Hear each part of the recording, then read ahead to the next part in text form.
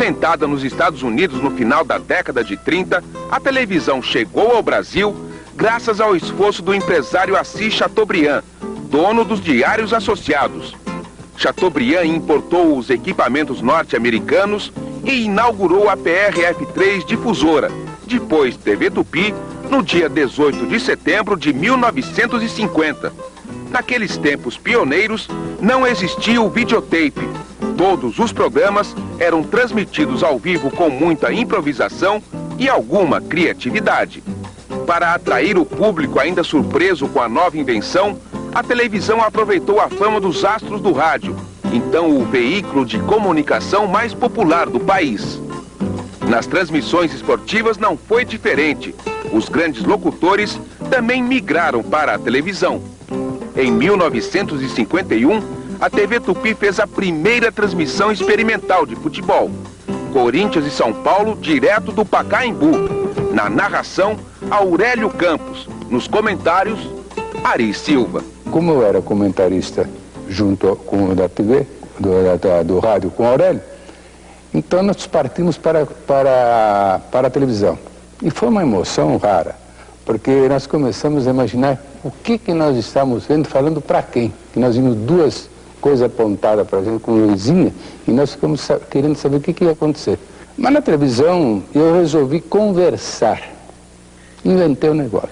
Então eu chegava assim: o senhor que está tomando seu cafezinho, a senhora que agora acomodou, já preparou seu lanche, vamos então agora ver um pouco de futebol, desmanchar das emoções. Enquanto isso, enquanto vocês tomam a sua cervejinha, o seu lanche, nós vamos então comentar para vocês como foi o jogo. O jogo foi assim: se fulano tivesse jogado assim, não teria chegado, não sei o que lá, e por aí. Bom, já terminou meu comentário, agora o Aurélio vai contar. Vocês assistem o jogo, depois nós voltaremos a conversar. Além da Tupi, a TV Record também transmitia jogos de futebol na década de 50. Os locutores e repórteres tiveram alguns problemas para se adaptar ao novo veículo. Eu trabalhava sem escuta. Eu não sabia o que o Tabajara falava. Mas como assim, senhor? Bom, como assim é assim. Vamos fazer o quê? Assim, mas era um mortal sem rede. Um mortal sem rede. E quando eu queria falar, eu ligava. Alô, Tabajara. O rapaz do som, que era o Geraldo, chamava o Tabajara, botava no ar e avisava. E ele abaixava a mão e eu falava o que eu tinha que falar. E ele respondia o que tinha que responder. Era controle remoto, mas visual. Visual. Você ficava acompanhando o Tabajara a uns 150 metros de distância. Não, da pista lá em cima. Ele fazia um aceno, pode ir. Não, quem fazia o aceno era o Geraldão. O Geraldão baixava a mão e eu ia embora. E à noite era uma lanterna, né? Quando acendia, podia seguir. As transmissões esportivas melhoraram bastante com o surgimento do videotape na Copa do Chile em 62. Os jogos eram gravados e as fitas eram enviadas por avião para serem exibidas no dia seguinte. Uniram-se Tupi Difusora com suas equipes. Aliás, Tupi Difusora, não, Tupi Difusora e Record. A Record com o Paulo Planet, com o Tabajara e com o Flávio Azete. E nós associados com o Walter Abrão e eu. Então era um sorteio, cada um jogava para ver quem começava ou quem terminava o jogo, para depois pegar uma final, para pegar a final. Mas o detalhe curioso é que nós gravávamos para a televisão, para a mexicana, não vinha direto, vinha só transmissão de rádio. E na segunda-feira dizem, todos disseram, depois ficávamos sabendo, que era uma coqueluche, porque parava o São Paulo e o Brasil inteirinho, porque aquela imagem era mandada para o Brasil do jogo inteiro. Aos poucos, os locutores esportivos da televisão foram criando estilo próprio. Um dos mais marcantes foi Geraldo José de Almeida. Vai cobrar Pelé!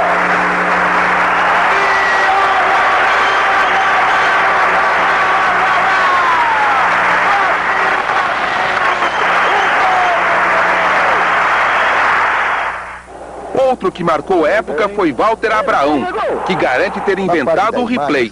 Eu, em 63, eu estava acompanhando um jogo que um companheiro meu narrava numa escalação que eu havia feito para uma transmissão de um determinado jogo que eu não me lembro. De repente eu disse ao Igold e ao Arnoldo, dois técnicos da TV Tupi, eu disse: puxa, perdi esse gol, hein? Será que não dá para ver de novo?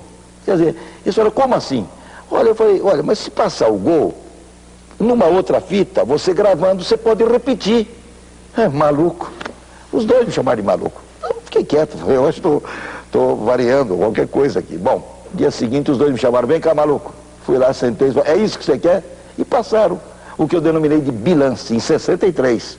Depois, em 66, na Copa da Inglaterra, surgiu o replay. Não estou dizendo que eles copiaram o Walter Abrão, mas eu tenho certeza que eu não copiei a Inglaterra. Então, esse foi uma das criações. O outro ponto que também ganhou destaque até hoje é indicar o melhor jogador em campo. Eu me lembro do falecido Gerli Gomes, um querido companheiro nosso, que eram vários prêmios, então com o tempo ele estava com uma sacola, as costas, era isso, era mais aquilo, objetos de uso pessoal. Até que depois se centralizou apenas num objeto, no rádio. No final da década de 60, as transmissões via satélite deram um impulso definitivo para a massificação da televisão. Em 69, milhões de telespectadores viram, ao mesmo tempo, em todo o mundo, a chegada do homem à Lua. No ano seguinte, a Copa do México também foi transmitida ao vivo para todo o planeta.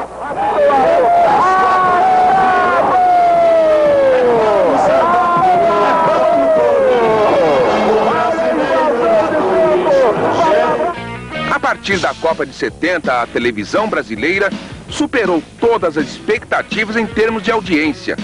Os programas de auditório, as novelas, os telejornais e os eventos esportivos passaram a ser assistidos por milhões de pessoas em todo o Brasil. Em 72, a TV a cores chegou ao país e aumentou ainda mais a popularidade da televisão. Ídolos nasceram e se consagraram com a ajuda da telinha mágica. No futebol brasileiro, Pelé, Zico e Romário. Na Fórmula 1, Ayrton Senna, Nelson Piquet e Emerson Fittipaldi. No basquete, Hortência, Paula e Oscar. No vôlei, os campeões olímpicos de Barcelona em 92. A televisão não se cansa de produzir mitos.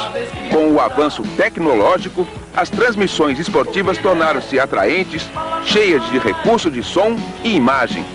Grandes eventos são cobertos com dezenas de câmeras e centenas de profissionais. E as novidades não param. Nos últimos anos, surgiu a TV por assinatura.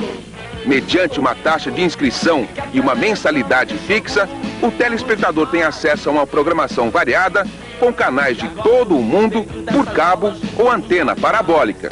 Os japoneses já desenvolveram a TV de alta definição e vem aí a TV interativa. Através de um computador ligado à emissora, o público escolhe o programa que quer assistir no horário que achar conveniente.